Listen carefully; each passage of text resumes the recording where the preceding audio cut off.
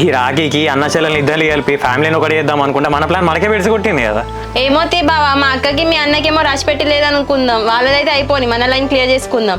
పోనీలే కానీ ఇంతకీ పొద్దున మీ అమ్మ వచ్చి మా నాన్నకి రాఖీ కట్టిన విషయం మీ అన్నకి తెలిసిందా?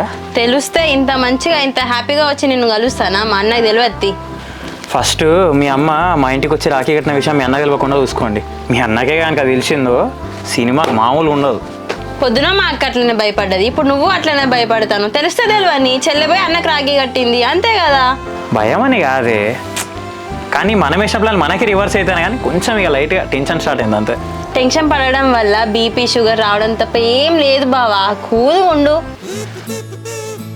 ఓకే సరే కానీ బావా, ఈసారి మన వాడ మీద వినాయకుడిని ఎవరు పెడుతున్నారు?